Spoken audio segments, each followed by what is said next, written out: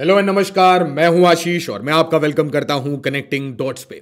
Now आज की कहानी थोड़ी सी यूनिक है। मैं केस स्टडी लेके आया हूं किस तरीके से ग्लोबल प्रोजेक्ट भारत के पूरे नेबरहुड में, और मैं ये कहूंगा कि जिससे पूरी इंटायर सिक्योरिटी सिनारियो मैं कहूँगा थोड़ी बेसिक टू एडवांस्ड, मैं ये नहीं कहूँगा कि बिल्कुल हाईएस्ट लेवल पे मैं बताऊँगा, क्योंकि अगर एक एक टॉपिक मैं पढ़ाने बैठूँ इसमें, जैसे मिजोरम है तो इट विल टेक 1.5 आवर्स। अलग अलग कहानियाँ हैं, लालडेंगा से कहानी शुरू होगी।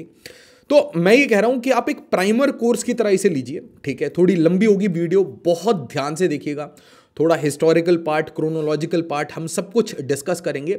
बट यहाँ पे मैं आपसे ये पूछना चाहता हूँ कि भारत की आज एक सिक्योरिटी इंटरेस्ट है और वो भारत के नॉर्थ ईस्ट और ईस्ट में चल रही है, और उसका सोल्यूशन बड़े सारे स्कॉलर्स, बड़े सारे एक्सपर्ट्स वो कहते हैं कि बांग्लादेश के साथ डिप्लोमेसी हमें करनी चाहिए, म्यांमार के साथ हमें बॉर्डर क्लोज करना चाहिए। बट मैं जानना चाहता हूं कि आम जनता, एज नॉर्मल ह्यूमन बींग्स, हमें क्या लगता है, क्या इसके ऊपर आप ये सारी डिप्लोमेटिक मेथड्स के अलावा कुछ काइनेटिक ऑप्शंस भी भारत को आज तैयार करने चाहिए?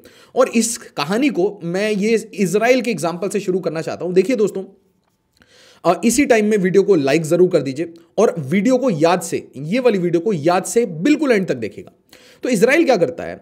इजराइल हिट करता है सीरिया को, ठीक है। इजराइल कहता है कि भाई हमारा और आपका जो रिश्ता था वो आज एक तरीके से ब्रेकअप हो गया हमारा, और ब्रेकअप इसलिए हुआ क्योंकि असद रेजिम ही चली गई, ठीक है। तो अब असद रेजिम रही नहीं तो किसी कॉन्ट्रैक्ट, किसी अग्रीमेंट को, इंटरनेशनल लॉ फॉलो करने की क्या जरूरत है? तो हम घुस रहे हैं आपके घर में, ठीक है। हम सीरिया में घुस रहे हैं और हम सीरिया के बॉर्डर के एरियाज को कंट्रोल में ले रहे हैं। एसेंशियली हम गोलान हाइट्स, एंड दोस्तों कुछ रिपोर्ट्स ये कहते हैं गोलान हाइट से वे बियॉन्ड आईडीएफ पहुंच चुकी है, दमास्कस के पास पहुंच चुकी है। बाद में बोला गया कि भाई नहीं, ऐसा नहीं है। ऑब्वियसली इंटरनेशनल प्रेशर पड़ जाता है 2 मिनट में इजराइल पे। बट यहां पे एक बहुत स्ट्रैटेजिक मूव देखिए, इजराइल घुसता है, ठीक है, और वो जाता है सीरिया के नेवल एसेट्स, जहां जहां उसकी नेवी ने पार्किंग कर रखी थी, नेवल एसेट्स को एब्सोल्युटली खत्म कर देता है। 350 स्ट्राइक्स किए, कुछ नहीं, एयरफोर्स गई, 350 टारगेटेड स्ट्राइक्स किए। उसमें जहां पे भी वेपन्स थे, वेपन सिस्टम जो सालों दर सालों ऑयल मनी से खरीद के आपने बनाए थे अपनी डिफेंस के लिए, या इजराइल पर अटैक करने के लिए, या अपनी दादागिरी दिखाने के लिए इन द रीजन, तो सबको एक झटके में, एक बार में खत्म कर दिया जाता है। और उसके बाद ये देखिए, अल जजीरा उसके बाद कहने लगता है कि भाई रीड्रॉइंग द मैप। हाँ, यहां पे आपको समझ आएगा कि भले ही इजराइल ने जमीन कब्जा नहीं की हो, ठीक है, चाहे आप गाजा ले लीजिए, क्या जमीन कब्जा की, या फिर आप ले लीजिए हिजबुल्लाह के साथ, तो लेबनान को छोड़ के आ गए इजराइल। बट यहां पे इस पॉइंट ऑफ टाइम में सीरिया में जमीन कब्जा करने का और पूरे ज्योग्राफी को चेंज करने का, मैप्स को चेंज करने का आज इजराइल के पास एक गजब सा प्लान है। और यहां पे अब हम अपने मूट क्वेश्चन पे आते हैं। तो क्वेश्चन, सबसे इंपॉर्टेंट क्वेश्चन यह है कि हमें बांग्लादेश के साथ क्या करना चाहिए। We have understood that this is a trap. ये 20 जनवरी तक एक बड़ा ट्रैप है, ठीक है। बट दोस्तों मेरा क्वेश्चन कुछ और है। हमने शेख हसीना के साथ दोस्ती की, हमने शेख हसीना को एक तरीके से झेला, टैंट्रम्स झेले। ऐसा नहीं है कि Sheikh Hasina was a symbol, और इसलिए मैं कहता हूं ना कि वो हमारे स्ट्रैटेजिक इंटरेस्ट में थी, और इसीलिए जो उसके ऊपर वीडियो बनाता है कि शेख हसीना डिक्टेटर थी इंडियन होके, तो वो मैं मानता नहीं कि उसके नॉर्मल इंटरेस्ट है, उसके कुछ स्ट्रैटेजिक इंटरेस्ट हैं। ये आइडियोलॉजी के कारण आप ऐसी वीडियो सिर्फ नहीं बनाते। But at the same breath मैं ये भी कहना चाहता हूं कि हम शेख हसीना जैसे लोगों को क्यों पालें? Why do we need Sheikh Hasina type people? Because Bangladesh वो हमेशा हमारे नॉर्थ ईस्ट और हमारे ईस्ट के लिए एक बहुत बड़ा थ्रेट है, बहुत बड़ा थ्रेट है। और जब आप इसे 1950 से, इनफैक्ट जब पार्टीशन से जब आप इसे देखेंगे कि कैसे एक एक करके गेम हुआ है भारत के साथ, इंटायर भारत के साथ, तो आप समझ आएगा कि ये एक छोटा सा डॉट है, और ये एक नया मतलब मैं कहूंगा एक फ्लेयर पॉइंट है जहां पे भारत को जलाने का पूरा प्लान बन रहा है। चलिए स्टार्ट करते हैं। तो पहले आप जिन्ना की आइडियोलॉजी लेके आते हैं। तो जिन्ना की आइडियोलॉजी आज भी बहुत सारे लोगों में है। आप ये कह नहीं सकते कि क्या जिन्ना की आइडियोलॉजी आज भारत में लोगों में नहीं है, क्या पाकिस्तान में लोगों में नहीं है, क्या बांग्लादेश में नहीं है? बिल्कुल है, एब्सोल्युटली है। तो जिन्ना की आइडियोलॉजी ये क्या कहती है कि भाई प्यूरिनिटिकल, हम एकदम प्योर कंट्री बनाएंगे, एकदम पाक साफ कंट्री बनाएंगे जिसमें सिर्फ एक धर्म का आदमी होगा, ठीक है। बाद में भले उसमें बहुत सारी प्रॉब्लम्स हुई हो, बट यहां पे हमें ये नहीं देखना कि जिन्ना गलत था या पाकिस्तान गलत था, वो या हमारे पॉलिटिशियन ने क्या गलती की। नो, द पॉइंट इज कि यहां पे वेस्टर्न सपोर्ट था आपके पास। मतलब अगर आप इस पीरियड को बहुत ध्यान से सोचें तो यू हैव ब्रिटेन, जो आपको ये कह रहा है कि ठीक है, go for two nation theory, आराम से आप सेपरेट हो जाइए और ऐसे सेपरेट होइए कि मेरे इंटरेस्ट आप में बने रहे, मैं अपना काम करता रहूं। साइमल्टेनियसली दोस्तों यहां पे एक और कहानी चल रही थी, पैरेलल कहानी, जहां पे ब्रिटेन से पावर शिफ्ट हो रहा था किसके पास? यूएस के पास। तो 1950s का वो दौर है जिसके बाद मैं कहूंगा कि अमेरिका एक हेजेमोन की तरह बिहेव करना शुरू कर चुका था हिरोशिमा नागासाकी की बॉम्बिंग के बाद, और ब्रिटेन भी अपनी पूरी जो एनर्जी है, इकोनॉमी है, उसकी कंपनीज है, उसके रिसोर्सेज हैं, वो धीरे धीरे ईस्ट कोस्ट ऑफ अमेरिका पे शिफ्ट हो रहे थे और अमेरिका पूरी दुनिया को कंट्रोल करने का सारा गेम कर रहा था, including the money, the finance, everything, reconstruction के नाम पे। इसका मतलब वेस्ट जब मैं कहता हूं तो यहां पे अलीजियंस और मतलब अग्री कर चुके हैं वेस्ट वाले, मतलब यूएस, यूके, और वेस्ट को चाहिए था कि ऐसा एक प्रोजेक्ट भारत में चले। अच्छा, तो तुरंत बाद आप अभी आजाद नहीं हुए, ठीक से खड़े नहीं हुए, तो आप सबसे पहले क्या करते हैं? आप सबसे पहले चढ़ दौड़ते हैं भारत के ऊपर। कहां पे? कश्मीर पे, अनफिनिश्ड प्रोजेक्ट बोल के कि भाई कश्मीर को हम कैप्चर कर लेंगे। ये कहानी यहां पे खत्म नहीं होती। इसके चलिए, ये मुझे तो लगता है कि दिस वाज अ बेनिफिट, ठीक है, क्योंकि इसके कारण क्या हुआ कि असेशन हो गया। जम्मू कश्मीर जो अपने आप को न्यूट्रलिटी वगैरह ज्ञान दे रहा था, तो महाराजा हरि सिंह को रियलिटी समझ आई, ठीक है, इस वॉर के बाद, और उसके बाद अलीजियंस हो गया, सब कुछ क्लीन हो गया। बट यहां पे we lost a lot of territory, ठीक है। 65 से पहले हम एक शिप टू माउथ वाले कंडीशन में थे, खाने की स्कार्सिटी थी, ठीक है। प्राइम मिनिस्टर हमारे कह रहे थे, शास्त्री जी, की एक टाइम का मील स्किप करो।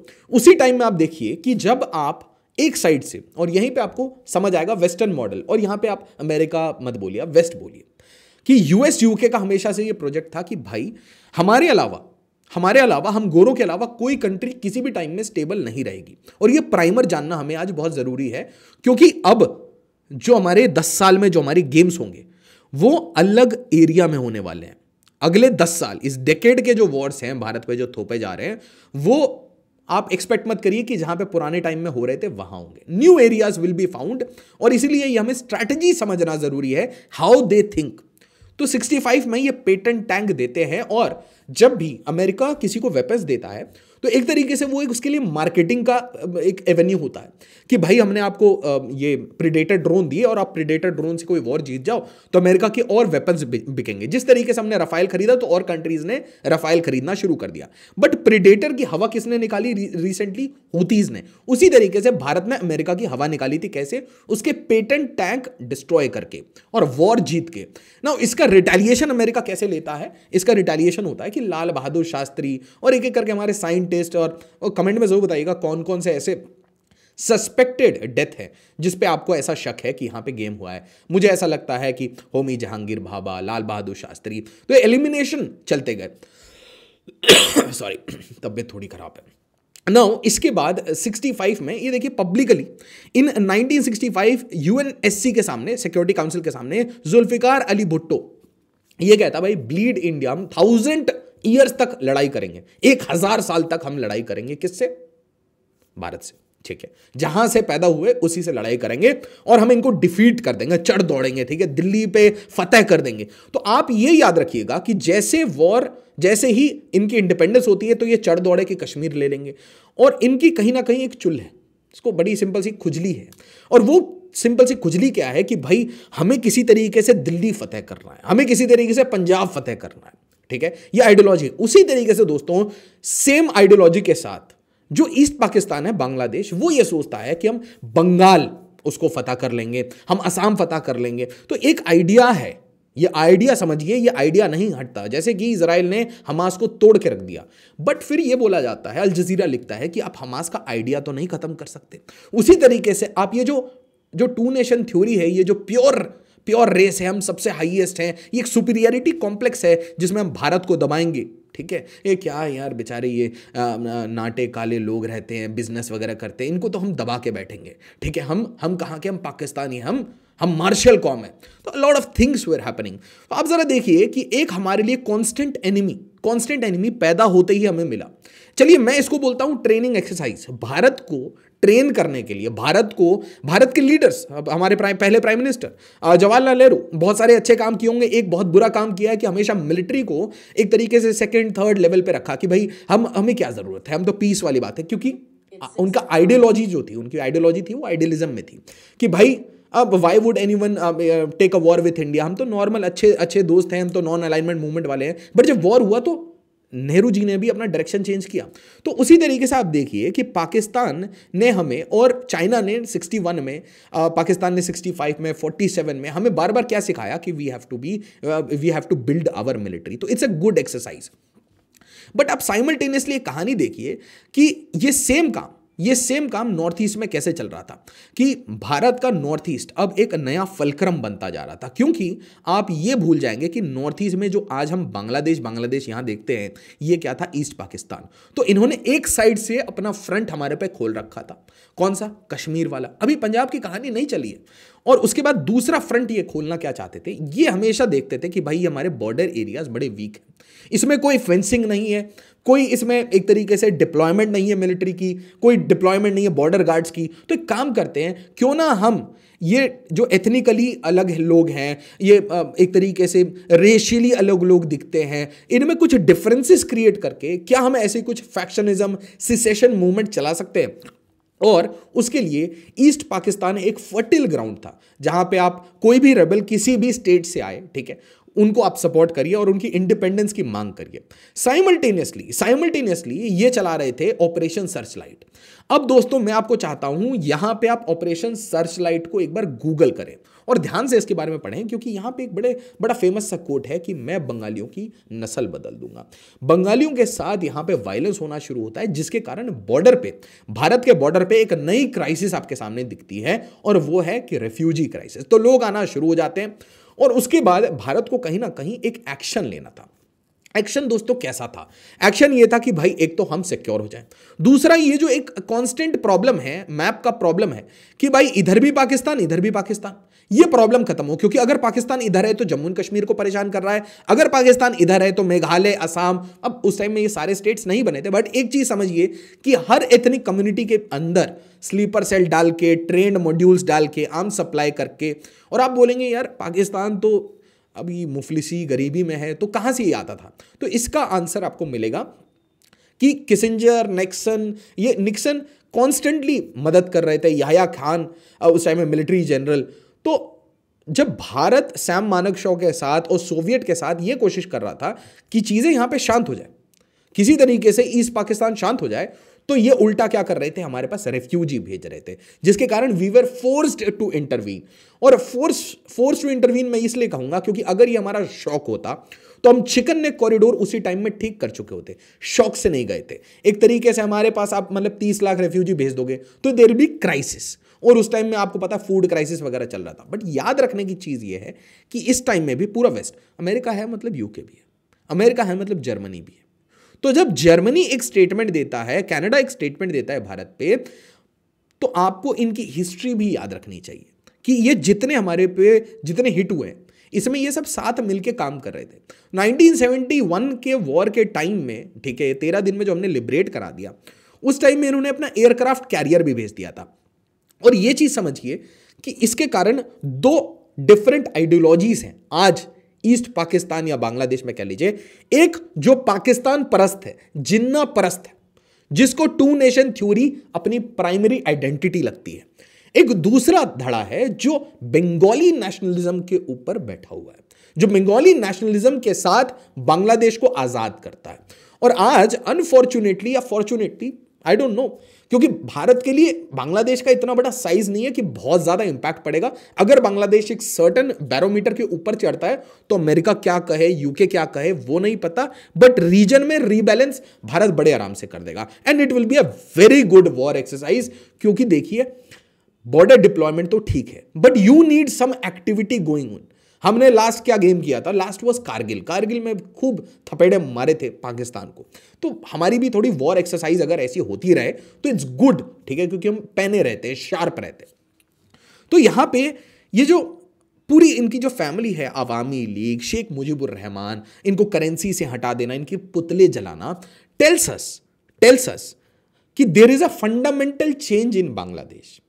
इंडिया आउट सिर्फ एक पॉलिटिकल स्लोगन नहीं रहा, इंडिया आउट को मेन स्ट्रीम करके लोगों के दिल में हेट्रेड, जो पुराना हेट्रेड था, उसको रीइन्विगरेट किया क्योंकि वो जो बाप दादा जिन्होंने स्ट्रगल किया था 71 के लिबरेशन में, वो अब बचे नहीं है, they are not left any more. तो जो लोग बचे हैं they are highly radicalised people, जो कि रेडिकल आइडियोलॉजी से इन्फ्यूज होके एंटी इंडिया हेट करके और अपनी ही कंट्री की माइनॉरिटीज, मतलब वहां जो हिंदू रह रहे हैं उनको एक तरीके से इंडिया का एजेंट समझ के उनके ऊपर वायलेंस इसलिए करते हैं ताकि भारत में रहते हुए हिंदुओं को डर लगे और हिंदू नेशनलिज्म के प्लैंक पे जितने भारत में लीडर्स हैं, चाहे वो प्राइम मिनिस्टर मोदी हो, चाहे योगी आदित्यनाथ हो, चाहे अन्नामलाई हो, जितने आप लीडर देख लीजिए चारों तरफ, ठीक है, पवन कल्याण हो, उनको आप कट्टू साइज करते हैं। तो ये कट्टू साइज कौन करना चाहता है? जब सारी जगह आपको निक्सन का नाम दिखेगा, हर जगह आपको अमेरिका या यूके का फुटप्रिंट दिखेगा, तो आपको क्या लगता है कि बांग्लादेश में किसका फुटप्रिंट है? अब ये जो ब्लीड इंडिया बाई 1000 कट्स है, ये जब एक चीज समझ आई कि हमारी कैपेसिटी नहीं है, तो अब इन्होंने क्या कोशिश की कि भाई एक काम करते हैं, कन्वेंशनल वॉर छोड़ के एक हमने ऑलरेडी ऑन कर रखा था कश्मीर इंसर्जेंसी, ठीक है, कश्मीर में हमने वॉर करके देखा, लोगों का सपोर्ट नहीं मिला, अब हम इंसर्जेंसी चलाते हैं कश्मीर में और हम एक नया मॉड्यूल तैयार करते हैं, खालिस्तान मॉड्यूल पंजाब में। तो अब मैं आपको दोस्तों एक सिंपल तरीके से बताना चाहता हूं कि अगर आप सिर्फ भारत का मैप देखें तो इस साइड पाकिस्तान होने के कारण जम्मू एंड कश्मीर और पंजाब वो हमेशा एक सिक्योरिटी थ्रेट में रहेगा, इंटरनल सिक्योरिटी थ्रेट और प्लस एक्सटर्नल सिक्योरिटी थ्रेट। ध्यान समझिए, जब हम बोलते हैं ना 2.5 फ्रंट वॉर, उसका मतलब क्या होता है? एक फ्रंट अंदर है और बाकी फ्रंट बाहर है, राइट? Please understand this. तो 2.5 फ्रंट बोल लीजिए या 2 फ्रंट बोल लीजिए, 1 इनसाइड 1 आउटसाइड, ठीक है। 2.5 मतलब China Pakistan plus 0.5 with in, वो एक अलग कंसेप्ट है। बट आप ध्यान से समझिए मैं क्या कह रहा हूं। एक फ्रंट अंदर आप क्रिएट करिए इंटरनल सिक्योरिटी क्राइसिस, एक फ्रंट बाहर करिए। तो ये सेम काम क्या हमारे पंजाब के साथ हुआ है? क्या यही काम हमारे कश्मीर वैली के साथ हुआ है?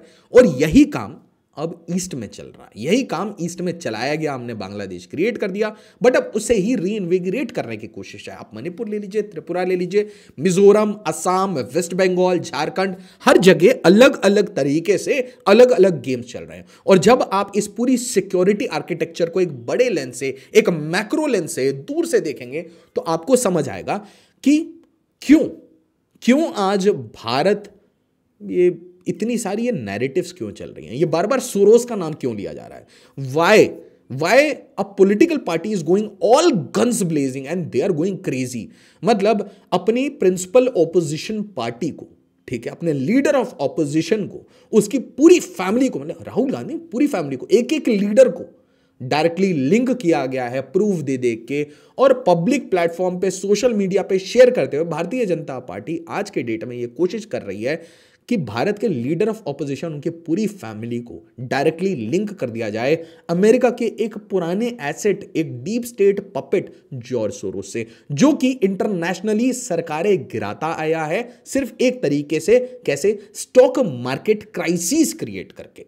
क्योंकि स्टॉक मार्केट क्राइसिस, और मैं आपको एक बेसिक प्राइमर, फिर मैं आपको ये बताता हूं, एक बेसिक प्राइमर ऐसे समझ लीजिए कि अगर आज हाल के शेयर्स गिरते हैं और इंडिया की 50 लिस्टेड कंपनीज में 40 कंपनी रेड में जाती है अगले 40 दिन तक, तो त्राहिमाम हो जाएगा आपके और मेरे पर्स में, आपकी और मेरी, चाहे हमने नेशनल पेंशन स्कीम में डाल रखा हो, चाहे म्यूचुअल फंड में डाल रखा हो, चाहे आपने ELSS में डाला हो, आपके कैसे भी इन्वेस्ट कर रखा है, या आपने इंश्योरेंस ले रखा है, तो इंश्योरेंस का पैसा भी जाके मार्केट में लगता है। तो अगर आपने किसी भी फाइनेंशियल इंस्ट्रूमेंट में कहीं पे भी सेविंग कर रखी है, तो त्राहिमाम वाली हालत हो जाए और एक मैसिव इकोनॉमिक क्राइसिस क्रिएट हो, जिससे लोग उठा के रोड पे आ जाएं और सरकार को जड़ से उखाड़ फेंके, जिस तरीके से व्लादिमीर ज़ेलेंस्की को उसके बाद पपेट की तरह लाया जाता है, यूनुस को लाया जाता है, किसी नोबेल लॉरेट या फिर किसी बुकर प्राइज या फिर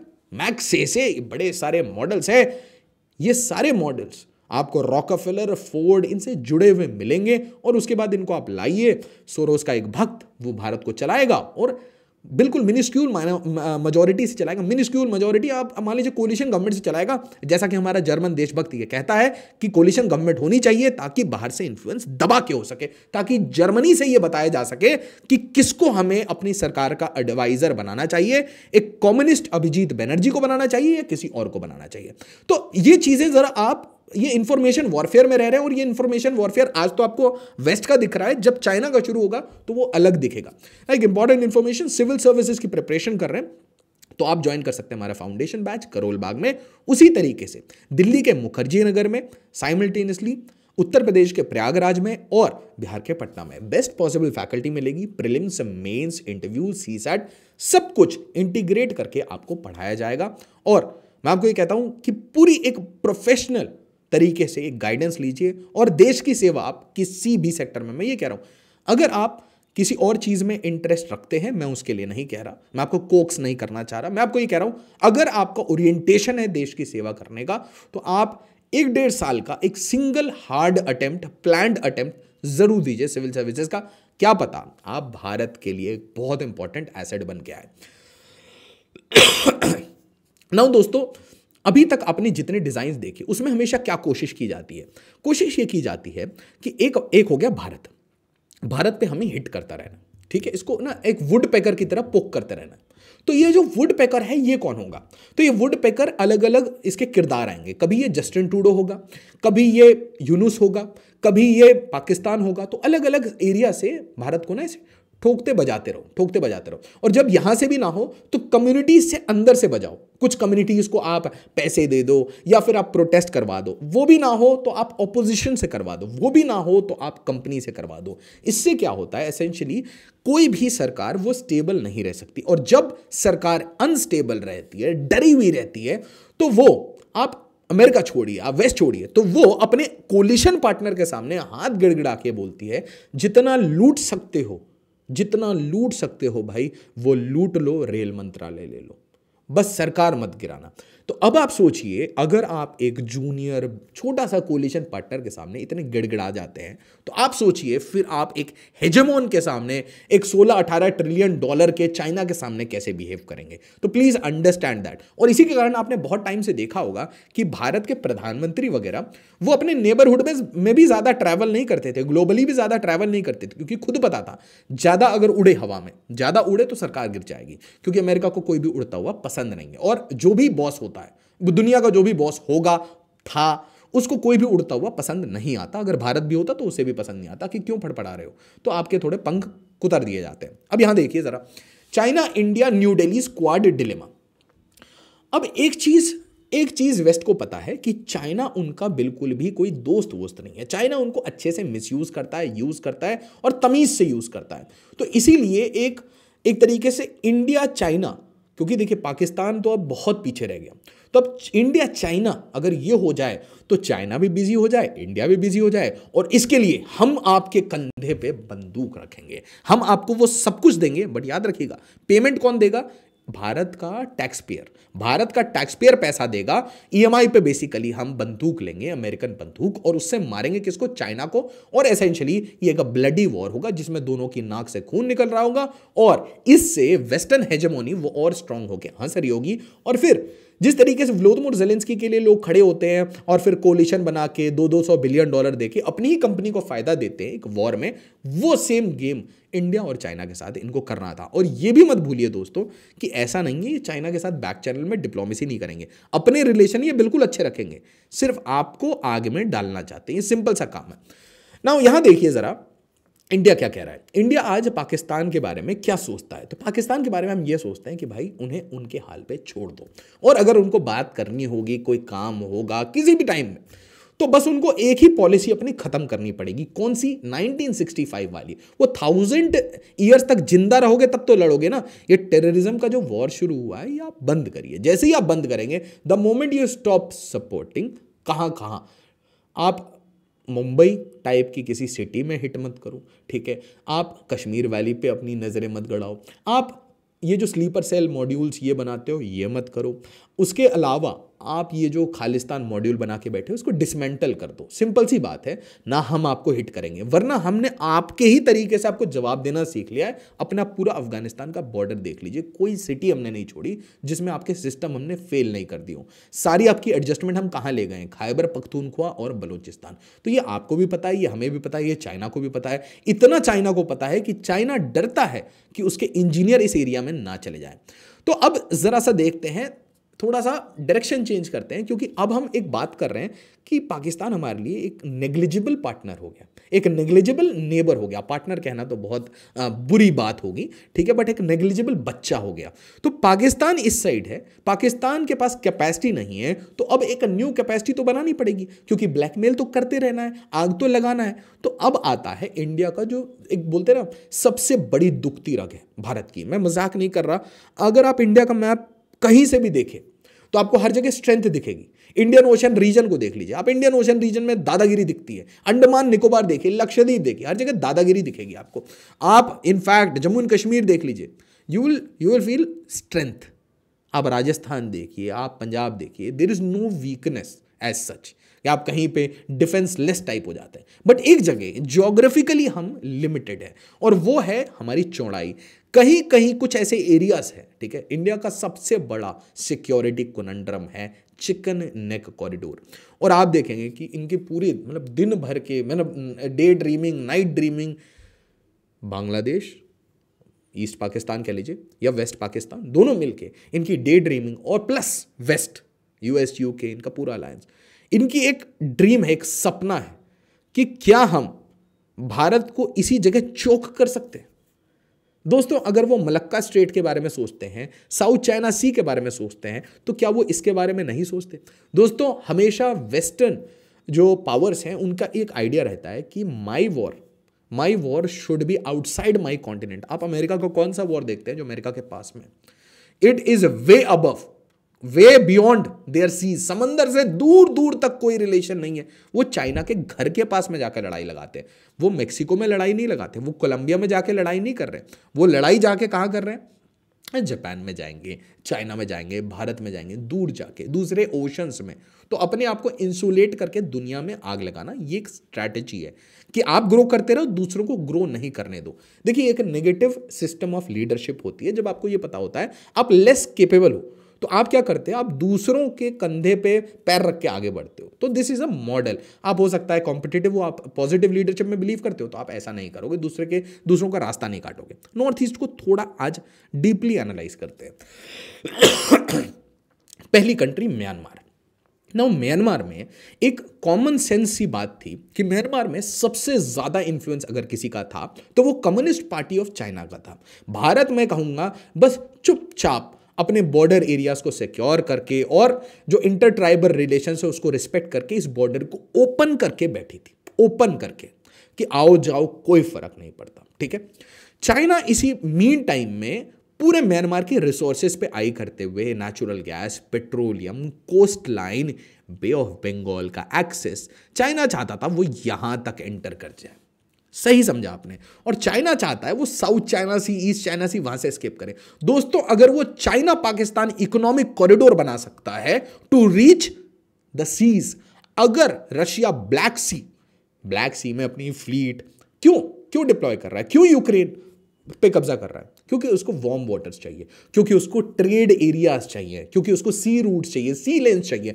उसी तरीके से चाइना को ज्यादा से ज्यादा समंदर की एग्जिट चाहिए, नई नई ज्योग्राफीज फ्रंटियर्स में चाहिए, ताकि वो ज्यादा से ज्यादा ट्रेड करे। तो उसके लिए बहुत आसान था, वो कहता चाइना म्यांमार इकोनॉमिक कॉरिडोर एक बना रहे हैं और तुम्हारे जो पोर्ट है 3-4 वो हम ओन कर रहे हैं, and it is an access to the समंदर। कुछ पैसे दे दो म्यांमार को और बाद में म्यांमार को बैंकरप्ट करके उसकी सरकार को ब्राइब पे जिंदा रखो बस, या फिर मिलिट्री हुंता को सपोर्ट करो और एक डिक्टेटरशिप को सपोर्ट करके अपनी जो स्ट्रैटेजिक इंटरेस्ट है उसको फुलफिल करो ना। दोस्तों ये कहानी अमेरिका को पसंद नहीं आएगी कि भाई एक पूरी country Myanmar resource rich, strategically located, इसके ऊपर डायरेक्टली कब्जा हो जाए। इंडिया तो ऑलरेडी देखिए इंडिपेंडेंस के बाद 1947 से हम बड़े रिग्रेसिव हैं।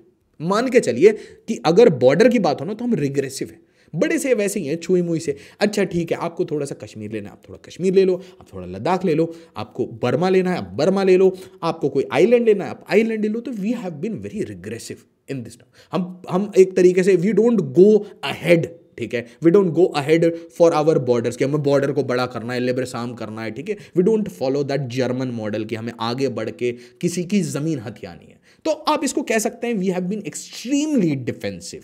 बट इस पॉइंट ऑफ टाइम में this becomes a China versus America big powers game. और इस बिग पावर गेम में जो आपको दो एरियाज पे ध्यान देना पड़ेगा, वो एक एरिया है ये अरक्कन वाला एरिया। अरक्कन वाला एरिया, क्योंकि आपको यहां याद होना चाहिए यहां इंडिया है और यहां बांग्लादेश है ना। ये जो अरक्कन वाला एरिया है, यहीं पे रहते हैं रोहिंग्या। इनको धक्के मार के 2 लाख रोहिंग्या को तो मतलब कुछ महीनों में धक्के मार के भगा दिया था, ठीक है। और रोहिंग्या को ये जो बर्मीज हैं ये मानते हैं, ये बुद्धिस्ट बर्मीज जो हैं ये अपने आप को मानते हैं कि इनफैक्ट अरक्कन ही कह लीजिए आप। तो अरक्कन आर्मी अपने आप को ये कहती है कि भाई देखिए ये सारे हैं बांग्लादेशी, ये सारे हैं बांग्लादेशी, तो ये यहाँ से जाएंगे, दे विल एग्जिट, ये यहाँ रहेंगे नहीं, ठीक है, हमें इनका नहीं चाहिए, वी डोंट वांट देम। इसी को आर्ग्यूमेंट रख के अरक्कन आर्मी ने इनको धक्के मार के धीरे धीरे धीरे करके बांग्लादेश की तरफ धक्का दिया। जो आज वही रोहिंग्या आपको किसी भी कबाड़ी के दुकान पे जाइएगा तो वहां मिल जाएंगे, आपको बैंगलोर में मिलेंगे, आपको चेन्नई में मिलेंगे, आपको जम्मू, आपको कश्मीर, आपको हर जगह, हर सिटी में, जयपुर ले लीजिए आप, you go anywhere you will find Rohingyas today, ठीक है। तो भारत कह सकती है कि हमारे पास 40,000 हैं या 50,000 है, that is a absolute lie. Everywhere you go you will find Bangladeshis, और बांग्लादेशी से अलग रोहिंग्यास की अपनी छोटी छोटी बस्तियां होंगी। तो यहां पे आपको एक कहानी समझ आई रोहिंग्या वाली, जिनको धक्के मार के बाहर निकाल दिया गया। अब कहानी यह है कि अरक्कन आर्मी आ चुकी है बांग्लादेश के बॉर्डर तक। सही सुना आपने, rebel group claims to have taken control of Myanmar's border with Bangladesh in civil war. अब ये जितने रेबेल ग्रुप्स हैं, ये याद रखिए, इनको सपोर्ट कर रहा है अमेरिका, और जो मिलिट्री हुंता है उनको सपोर्ट कर रहा था चाइना। बट अब चाइना अलग गेम भी कर रहा है। चाइना अब रेबेल ग्रुप से भी बात कर रहा है, उनको भी बीच बीच में सपोर्ट कर रहा है, मतलब चाइना दोनों साइड से बात कर रहा है। But America particularly in rebel groups को बुरी तरीके से सपोर्ट कर रहा है। तो आप यहां पे समझिए, यहां पे अरक्कन आर्मी और यहां पे ये चिन नेशनल आर्मी, ये जो आपको पर्पल एरियाज में दिखेंगे भारत के पड़ोस में, तो आपको यहां पे चिन एरियाज दिख जाएंगे।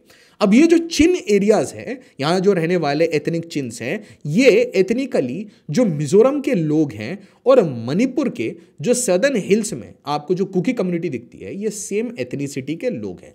कोई कुकी बोलेगा, कोई ने जो कम्युनिटी, कोई कुकी जो, कोई जो लैंड, कोई जोगम, मल्टीपल नाम है। कहानी एक है कि A they are tribal communities, B they are divided between 3 countries, India, Myanmar and Bangladesh. थोड़ा चिट्टागोंग हिल्स में भी है, हिल ट्रैक्ट्स में भी है। Thirdly they are Christian communities. तो आप ये समझिए कि इनके पीछे हमेशा वो global Christian support, missionary support, money support वो हमेशा रहेगा, मतलब वेस्टर्न सपोर्ट हमेशा रहेगा। अच्छा, अब यहां पे देखिए, ये सारी कहानी ऐसी नहीं है कि मनगढ़ंत है। अमेरिका एड कर रहा है म्यांमार को, यूएस एड के नाम पे अलग अलग इनके इंस्टीट्यूशंस हैं, ठीक है। तो पहले यूएस एड आता है, सपोर्ट कर रहे हैं पाकिस्तान को भी, ऐसे यूएस एड ने सपोर्ट कर करके F-16 दे दिया, ठीक है। तो this is how they arm and they support a country to fight another group in the country। तो अगर म्यांमार में इतनी क्राइसिस है तो इन्होंने स्टार्टअप फंड तो दे दिया, बाकी फंड कहां से आ रहा है? यूनाइटेड नेशन का कहना है Myanmar remains the world's leading source. किस चीज का बताइए? तो अब जो भी ये बोलता है कि ये काम म्यांमार में नहीं होता है, मिजोरम के हिल ट्रैक्ट्स में नहीं हो रहा है, मणिपुर के हिल ट्रैक्ट्स में नहीं हो रहा है, वो झूठ बोलता है। This is a viable economy. और आप समझिए, मान लीजिए आप 1 एकड़ से 20,000 रुपये गेहूं उगा के कमा रहे हैं, और उसी 1 एकड़ से आप 20 लाख कमा सकते हैं, तो आप क्यों नहीं करेंगे? ठीक है, तो ये करने के लिए आपको क्या चाहिए? ये करने के लिए आपको चाहिए कि यहां पे कोई एडमिनिस्ट्रेशन ना रहे, पुलिस वाले ना आए, कोई एडमिनिस्ट्रेशन का कोई IAS IPS कोई आसपास भी ना आए, no border security, open borders, आराम से इधर उधर सामान कर पाए, ठीक है। और इसके साथ मैं पैरेलली म्यांमार में तो सिविल वॉर चल रहा है, तो इससे जो पैसे आएंगे उसी से सिविल वॉर चलता रहेगा। तो इट्स अ कंटिन्यूअस फंडिंग। अच्छा, आप बोलेंगे कि भाई मार्केट का है, तो थोड़ा तो भारत में भी है, बट बाकी मार्केट पूरी दुनिया का मार्केट है। और आपको यह भी पता होना चाहिए कि इंटेलिजेंस एजेंसीज जो है गोरों की, वो इस सोर्स को चाहे अफगानिस्तान हो, कोलंबिया हो, म्यांमार हो, यहां से उठा के अपनी कंट्री में पहुंचाती है। उससे पैसे जो आते हैं उससे ये वॉर्स आगे चलते रहते हैं। तो स्टार्टअप फंड तो मैं दे दूंगा $700 मिलियन, उसके बाद सेल्फ सस्टेनिंग होना पड़ेगा। कुछ अगर डेफिसिट रह जाएगा, कमी पड़ जाएगी, तो फिर से और दे देंगे। और इसीलिए भारत कर रहा है Myanmar border fencing, BRO to complete project in 10 years। Too late. हम रिएक्टिव है। मैंने आपको फिर से कहा ना कि हम रिएक्शन देते हैं, हम एक्शन करना ही भूल चुके हैं। I don't know where and when, और क्या स्क्रिप्चर्स और क्या हिस्ट्री पढ़ के we have been programmed so well, all of us, ठीक है, इंक्लूडिंग मी, कि जब कुछ होता है then we react, we give a reaction. Atul Subhash में हम रिएक्ट करते हैं, we do not think before it happens. अब यहां ध्यान से देखिए, द कॉन्वर्सेशन कह रहा है western outlet, Chinese security companies are putting boots on the ground in Myanmar, it could go disastrously wrong. Essentially कह रहे हैं कि जिस तरीके से रशिया, अमेरिका, ये अलग अलग, जैसे ब्लैक वाटर्स हो गया, तो ये अलग अलग मर्सनरी ग्रुप्स रखते हैं, ठीक है, प्राइवेट मिलिशियाज, ये प्राइवेट मर्सनरीज मिलिशियाज ये जाके इनकी लड़ाइयाँ लड़ते हैं। तो आज चाइना अपनी मिलिट्री को नहीं बट प्राइवेट मिलिशिया को बेसिकली किसी और कपड़ों में ये वहां भेज रहा है म्यांमार में। बट एक दूसरी प्रॉब्लम भारत के साथ, अब आप देखिए जरा ये कितने आसपास है, तो मैं आपको बताता हूं how problems are being created. एक तो म्यांमार प्रॉब्लम है, बट जो दूसरा प्रॉब्लम है, इतने पड़ोस पड़ोस में आप प्रॉब्लम क्यों क्रिएट करेंगे? क्योंकि you have some meta game, you have some big game, ठीक है। अब इतने छोटे प्रोजेक्ट के लिए दो कंट्रीज को डिस्टेबलाइज नहीं करोगे। आपका होना चाहिए कोई एम, कोई बड़ा एम है, कोई बड़ा गेम है कि एक तीर से 5 निशाने, एक तीर से 10 निशाने। तो चाइना को भी कंट्रोल करना है, भारत को भी चेक करना है, भारत के नॉर्थ ईस्ट को कट करना है, कुछ नई countries, Christian countries carve out करनी है, भारत को ब्लैकमेल, चाइना को ब्लैकमेल, बे ऑफ बंगाल में अपना डोमिनेंस बनाना है और पूरी दुनिया को यह बताना है कि हम अभी भी सुपर पावर हैं, और चाइना को एक कंटिन्यूस थ्रेट की तरह मुंह के सामने बैठ जाओ जाके बेसिस बना के। तो बड़े सारे इनके प्लान हैं, ऐसा हो नहीं सकता कि इनके ऐसे प्लान ना हो। क्योंकि अगर दोस्तों, अब आप में से बहुत लोग बोलेंगे थोड़े ऐसे थोड़ी ना चिकन ने ऐसे थोड़ी ना काट देंगे। दोस्तों अगर चाइना ये करना चाहता है तो अमेरिका क्यों नहीं करना चाहता? मेरा तो क्वेश्चन आपसे ही है। बांग्लादेश करना चाहता है तो अमेरिका नहीं करना चाहता? सोच के देखिए कौन कौन करना चाहता है। क्लियर उसके इंटेंशन दिख चुके हैं। चाइना के आपके क्लियर इंटेंशन कब दिखेंगे? जब वो चुंबी वैली एकदम रोड आपके घुसा देगा बिल्कुल चिकन नेक कॉरिडोर के पास में, सिलीगुड़ी के पास तक रोड लाके चुंबी वैली में छोड़ देगा।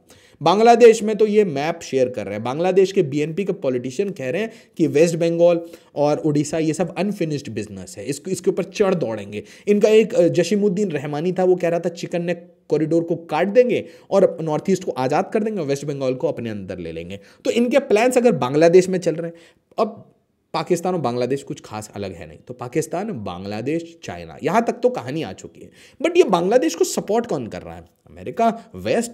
अगर वेस्ट और अमेरिका इनको सपोर्ट कर रहा है तो क्या इनका इस प्लान में अलीजियंस होगा या नहीं होगा? नेचुरल सी बात है, वो भी कहेंगे ठीक है तुमको जो लेना है ले लो, मेरे को यहां पे बड़ा से क्रिश्चियन कंट्री दे दो। तो ये सारी कहानी एक साथ चल रही है। आजकल मुझे समझ नहीं आ रहा है कि कम दिन बचे हैं यूनुस के पास। तो आजकल बड़े सारे ऐसे आर्टिकल्स, अल जजीरा पे भी देखा मैंने ऐसे आर्टिकल्स कि भाई नहीं, माइनॉरिटीज़ पे अटैक हो रहा है और ये काफ़ी ग्रेव कंसर्न है। हाँ ठीक है, बट काफ़ी लेट, देर आए दुरुस्त आए, आ तो रहे हो। बट इसके ऊपर भी मेरा एक बड़ा अजीब सा कटाक्ष है कि अगर अल जजीरा मान रहा है, कॉन्वर्सेशन मान रहा है, और सारी रॉयटर्स जितनी है ग्लोबल मीडिया वो अब कहना शुरू कर चुके हैं, ग्लोबल पॉलिटिशियंस कहना शुरू कर चुके हैं कि माइनॉरिटीज, हिंदूज ये कंटिन्यूसली हिट में है, इनको चुन चुन के मारा जा रहा है। तो मेरा क्वेश्चन आपसे ये है, तो फिर कुछ देशभक्तों को क्या हो गया है? कुछ देशभक्त ये क्यों बताना चाह रहे हैं, सिस्टमैटिकली आपका ब्रेन वॉश क्यों कर रहे हैं कि सर ये ना रिलीजियस परसिक्यूशन नहीं है सर, ये ना पॉलिटिकल परसिक्यूशन है सर, ये ना आवामी लीग के सपोर्टर्स को मारा जा रहा है, हिंदुओं को नहीं मारा जा रहा है सर, ऐसा बिल्कुल नहीं है। और सर अगर आपको ऐसा लग रहा है, ऐसा कुछ है, तो सर अपने गिरेबान में देखो, भारत में माइनॉरिटीज सुरक्षित नहीं है। थोड़ा सा अजीब अटपटा सा नहीं लग रहा आपको इनका आर्ग्यूमेंट? ना यहां देखिए, US urges India Bangladesh to resolve differences peacefully. मैं आपको बताता हूं ये स्टेटमेंट क्यों आ रहा है। ये स्टेटमेंट इसलिए आ रहा है क्योंकि ये आ गए हैं पावर से बाहर, ये इन्हें समझ आ चुका है। और जैसे जैसे आप पावर से बाहर आ रहे हैं, आपको अपनी करनी है दुकान बंद, शटर क्लोज करना है। तो आप चाहोगे कि मैं ऐसी स्थिति में छोड़ के जाऊं कि कल के डेट में जाते ही इंडिया बांग्लादेश पे चढ़ ना दौड़े, क्योंकि इन्हें पता है खाने पे आए तो इंडिया बुरी तरीके से खा के बैठ जाएगा। और ये इंडिया की बात नहीं है, इंडियन आर्मी की बात है, इंडियन पूरी आर्म्ड फोर्सेस की बात है। उनको पता है एक naval blockade bay of Bengal में लग जाएगा। बड़े प्यार से दोस्तों, इस एरिया में ब्लॉकेड लगेगा और दोस्तों दो तीन डायरेक्शन से हिट आएगी, समझ नहीं आएगा, कार्व आउट हो जाएगा, ठीक है। और 13 दिन कुछ लोग बोल रहे हैं, 2 दिन कुछ लोग बोल रहे हैं, 6 महीने भी लगे तो भी कोई बड़ी बात नहीं है। मैं तो कह रहा हूँ 3 साल लगे तो भी अगर चिकन नेक कॉरिडोर आप क्लीन अप करना चाहते हो तो यू शुड डू। बट यहां पे सिस्टमैटिक प्रॉब्लम कुछ और है, और यहां पे मैं आपको ये बताना चाहता हूं वाई हम शेख हसीना जैसा कोई और लीडर ढूंढ भी लेंगे, हम उनके साथ नेगोशिएट कर भी लेंगे, बट क्या एक अच्छा दोस्त बांग्लादेश में ढूंढने के लिए क्या हम अपने स्टेट्स को बर्बाद करके रख दें? क्या हम वेस्ट बंगाल की डेमोग्राफी बांग्लादेश के कारण चेंज नहीं हुई है? क्या ये रियलिटी नहीं है? क्या सेम असम के साथ नहीं हुआ है? क्या ये जो असम एजिटेशन है पूरा, क्या वो बांग्लादेश पे डिपेंडेंट नहीं है? क्या रीजन है कि हमें इनके साथ नेगोशिएट करके इन लोगों को, कबाड़ी वालों को आज भी भारत में रखना पड़ रहा है? Why are we not counting them district by district, block by block, और ट्रेन में बिठा के धक्के मार के क्यों नहीं निकाल रहे? What is the reason? ऐसी कौन सी नेगोशिएशन, ऐसी कौन सा प्रेशर है भारत में? किस चीज से हम डरते हैं that we are not throwing these people out? Why is Mamata going after CAA? Recent EPW paper on India's district wise religious composition gives the best answer. तो दोस्तों ये चीजें ना अब छुपी हुई नहीं है, these are public statements, public data पड़ा हुआ है कि there has been a systematic method of demographic change. कैसे? बॉर्डर एरियाज में आप धीरे धीरे इन्फिल्ट्रेशन कराओ ओपन बॉर्डर से, और धीरे धीरे उसमें स्लीपर सेल भी डाल दो। कल के डेट में कोई राइट होता है, कोई सेसेशनिज्म का डिमांड होता है, या कहीं और जाना है आपको किसी और ऑपरेशन के लिए, तो ये ऐसे लोगों को आपको आपने सिस्टमैटिकली प्लांट किया है।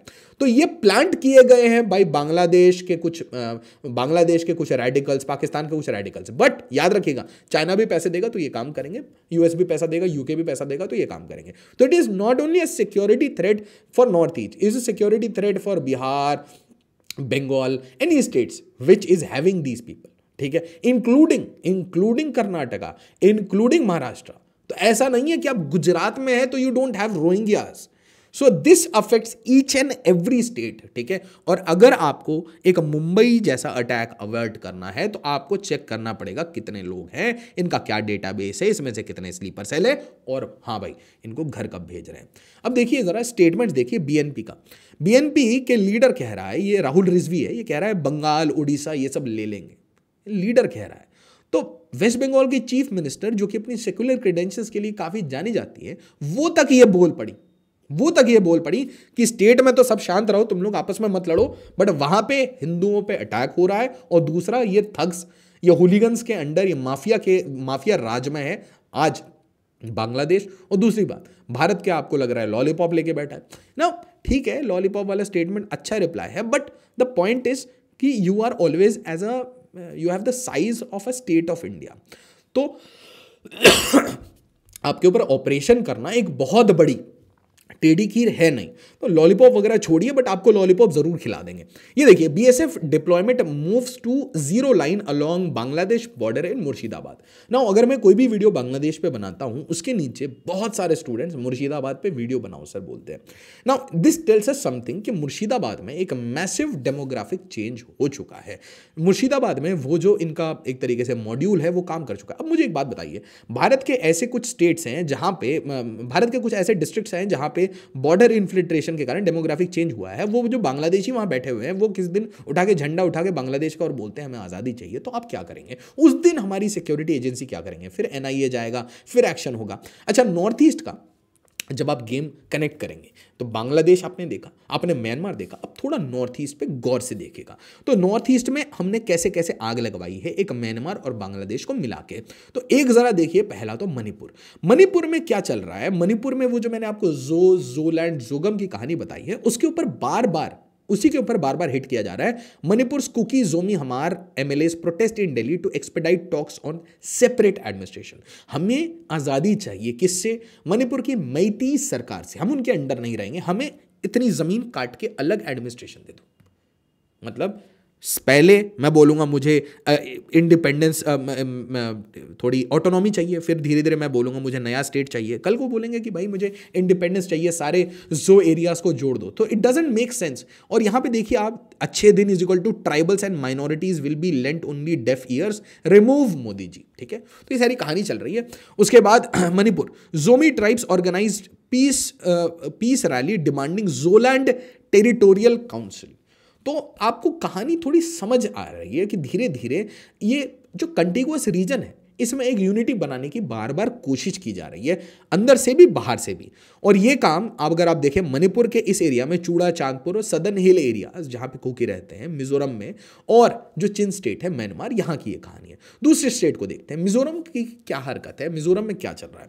तो मिजोरम के सीएम की स्टेटमेंट्स आप सबने देखी, उसके ऊपर काफी आपत्ति जताई लोगों ने। मणिपुर के सीएम ने काफी कुछ बोला, बट उसके बाद ये भी देखिए कि 40,000 लोग ऑलरेडी मणिपुर में रह रहे हैं जो कि म्यांमार से आए हैं। तो मैंने जब आपको बोला कि यूनाइटेड नेशन कह रहा है कि भाई वहां पे पाउडर का काम होता है, गलत काम होता है, गन रनिंग होता है, बॉर्डर खुले हुए हैं, तो उसके बाद आप 40,000 रेफ्यूजी कह लें या फिर इसमें से कुछ ट्रेंड अल्ट्रास, कुछ रेबल्स होंगे, कैसे भी आप लोग लेके आए हैं, किसी ना किसी तरीके से कभी ना कभी आपको यह समझ आएगा कि they can be very dangerous. But उसी टाइम में आपको एक डबल स्टैंडर्ड भी चेक कर लेना चाहिए, और ये डबल स्टैंडर्ड ये है कि सेम टाइम में जो हिंदू परसिक्यूट हो रहे हैं वहां पे, वो अगर भाग के आ रहे हैं तो आप उनको जेल डाल रहे हो। बट अगर म्यांमार से जो चिन ट्राइब्स हैं वो वहां से लड़ाई करके रेबल्स अगर आ रहे हैं तो आप उनको रेफ्यूजी बना के उनको खाना खिला रहे हो। 40,000 लोगों के लिए आपने चावल मंगाए, ठीक है, कोई बात नहीं। अच्छा, अब त्रिपुरा की कहानी देख लीजिए। त्रिपुरा में इनके कॉन्सुलेट को हिट कर दिया लोगों ने, बड़े गुस्से में हैं त्रिपुरा के लोग, बिल्कुल गुस्से में हैं कि चल क्या रहा है भाई, ये कैसे आप अटैक कर रहे हो हिंदू कम्युनिटी पे। तो इनके कॉन्सुलेट पे हिट किया। अब बीएनपी, बांग्लादेश नेशनलिस्ट पार्टी, कहती अगरतला चलो। आर यू श्योर अगरतला ही आना है आपको? तो इनके ये जो इल्यूजन्स हैं, तो इसमें ये जा रहे हैं बॉर्डर की तरफ कि हम बॉर्डर पे भी रुकेंगे नहीं, हम सीधा चलेंगे। तो उसके बाद इनकी पुलिस, मतलब अगरतला की त्रिपुरा की पूरी पुलिस और साथ में बीएसएफ मिलके जॉइंट पेट्रोलिंग कर रहे हैं बॉर्डर पे। इतनी इन्फिल्ट्रेशन का इस टाइम में प्रेशर है। बट दोस्तों, यहाँ पे मैं आपको नॉर्थ ईस्ट की कहानी बता रहा था, तो आपको लग नहीं रहा है कि अब हम सारी कहानी में एक ही चीज़ आ रही है कि सारा जो प्रेशर है वो ये चिकन नेक कॉरिडोर और इन स्टेट्स पे आएगा, ठीक है। और इसमें अरुणाचल प्रदेश थोड़ा इंसुलेटेड होगा क्योंकि वो चाइना के डायरेक्शन से।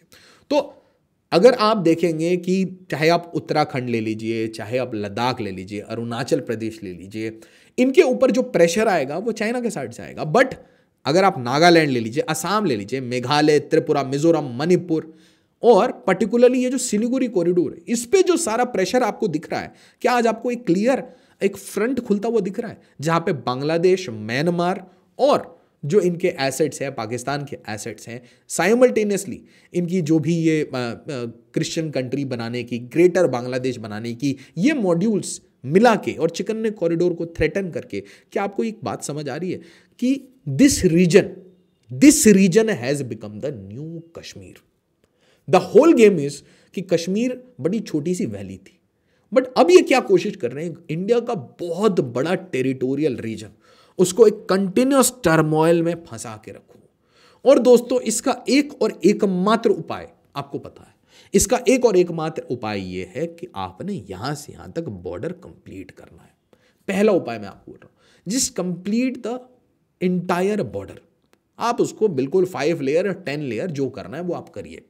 और in this goes out for Bangladesh, but कुछ एरियाज बांग्लादेश के छोड़ दीजिए क्योंकि बॉर्डर की जरूरत नहीं है, क्योंकि it is a unfinished business for Bharat also. The simple question is, क्या हम मेघालय को डायरेक्टली वेस्ट बंगाल से जोड़ सकते हैं?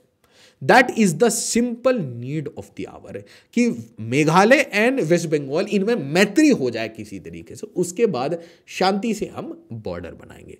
और दोस्तों, तीसरा जो मेरा सोल्यूशन है वो बड़ा आपको अजीब सा लगेगा, आप बोलेंगे कि क्या बात कर रहे हैं, ऐसा हो सकता है क्या? बिल्कुल हो सकता है सर, ये तो एक दिन की कहानी है, it is just a days work. Sir, एक मैसिव, और दुनिया की कोई कंट्री इसको रिपेल नहीं कर पाएगी, रोक नहीं पाएगी, क्योंकि एक दिन का ऑपरेशन होगा, surgical operations of air force. Indian air force एक वॉर एक्सरसाइज करे जहां पे इनके जितने नेवल एसेट हैं, इनके जितनी मिलिट्री एसेट है, जहां जहां इन्होंने गैरिसन बना रखे हैं, फिनिश करिए, just finish it in a single day targeted strike. एक बार आप ये एलिमिनेट करते हैं, उसके बाद लाठी डंडे से कोई काम नहीं होता, उसके बाद आपको मिल जाएगा ये सेकेंड प्रोजेक्ट। जैसे ही आपका ये सेकेंड प्रोजेक्ट खत्म हुआ, तो नॉर्थ ईस्ट का वो जो आपने एक स्ट्रैंगल होल्ड बना रखा है ना, एक चोक बना रखा है कि भाई गले से चोक कर देंगे, फंसा देंगे, ये चोक आपका खत्म हो जाता है। ये चोक जैसे ही खत्म हुआ, उसके बाद आप क्या बोलेंगे, इधर बॉर्डर क्लीन है, इधर हमारे पास ये चिकन नेक कॉरिडोर का प्रॉब्लम खत्म है। और तीसरा काम आप एक करिए कि आप एक massive pan India, pan district, pan block level पे you calculate how many people are from outside, उनकी कैलकुलेशन करिए, उनका एक डिफरेंट, ट्रीट देम डिफरेंटली, उनका एक डिफरेंट आधार कार्ड बना दीजिए, फॉरेनर्स आधार कार्ड, और उसके बाद उनको डिपोटेशन सिस्टमैटिकली धक्के मार के, बॉर्डर का ये गेट खोल के और धक्के मार के इनको निकालिए, हमें बिल्कुल कबाड़ी वालों की कोई ज़रूरत नहीं है। और दोस्तों मैं आपको ये भी बताना चाहता हूँ कि जब भी इनके एजेंडा फेल हो जाते हैं, व्हेनेवर एक एजेंडा इज डेड, ये एजेंडा आज बनाने की जरूरत क्यों पड़ रही है, क्यों बांग्लादेश, म्यांमार इसको एक्टिवेट करके भारत को इतने सारे एरियाज से परेशान किया जा रहा है, उसका कारण यह है कि article 370 has been abrogated. Jammu and Kashmir को दबा के सॉल्व कर दिया गया है कि हाँ भाई कहाँ कहाँ सिक्योरिटी प्रॉब्लम्स थी, उसको systematically NIA, IB, research and analysis wing, defence intelligence, राष्ट्रीय राइफल, अब सारे हमारे जितने यूनिट्स हैं, कितने लोगों ने बलिदान दिया इस एरिया में, तो उन्होंने क्लीन अप किया, ऑपरेशन क्लीन अप। और उसके बाद जो पड़ोस में जो फंडिंग करता था उसके ऊपर सर्जिकल मार के आपने उसके टाइट कर दिए स्क्रू। उसके बाद अफगानिस्तान से आपने इतना फोड़ा है इनको, बलूचिस्तान को, KPK को इतना फोड़ा है कि हर दिन इनको ऐसा लगता है अब कहाँ फूटेगा। चाइनीज़ परेशान है पाकिस्तान में पैसे डाल के। तो जब ये समझ आ गया अमेरिका को कि यार पाकिस्तान तो अब एक फेल्ड स्टेट है, तो पैसा भी नहीं देते उसको, तो आज उन्होंने क्या किया, उन्होंने बोला कि चलो यार तुम्हारा ये कश्मीर वाला प्रोजेक्ट तो फेल हो चुका है, ठीक है, और इंडिया इसके ऊपर तो बिल्कुल जीरो टॉलरेंस का बिहेवियर रखता है, तो काम करते हैं हम एक नया प्रोजेक्ट उठाते हैं और जस्टिन ट्रूडो जो हमारा प्यारा सा बच्चा है, जो हमारा 51 स्टेट है, इसके पास बुलाओ सारे जितने आपके खालिस्तान मॉड्यूल के लोग हैं, और ये एक नया थ्रेड बना के हम ग्लोबल एजेंडा में इसको चलाएंगे। ध्यान सुनिए मैंने क्या बोला, ग्लोबल एजेंडा में ये अल जजीरा वगैरह, CNN, BBC ये खालिस्तान करेंगे, और इन रियलिटी आपका नया कश्मीर, आपका चिकन नेक कॉरिडोर और भारत के एक एक स्टेट जो नॉर्थ ईस्ट में है और ईस्टर्न इंडिया, अब ये बहुत बड़ा ग्लोबल एजेंडा है भारत को एक तरीके से बिग हिट देने का। दोस्तों आप जरूर बताइएगा कि क्या भारत की और प्लानिंग हो सकती है, what steps can be taken and what needs to be done in a hard method, in a hard, क्या लोकल पॉलिटिक्स में क्या होना चाहिए, इस रीजन में क्या होना चाहिए, मिलिट्री एक्शन क्या होना चाहिए, क्योंकि अगर भारत हर बार पे रिएक्शन ही दिखाएगा, इफ वी रिमेन रिएक्टिव, तो दोस्तों फिर आप यू आर वेटिंग फॉर एक लॉन्ग डेकेड्स, जैसे कश्मीर में 1990s, पंजाब 1980s, आप you are looking at a decade of conflict in the entire north east. Video को लाइक, शेयर और सब्सक्राइब जरूर करिए, एंड एज ऑलवेज जय हिंद, जय भारत।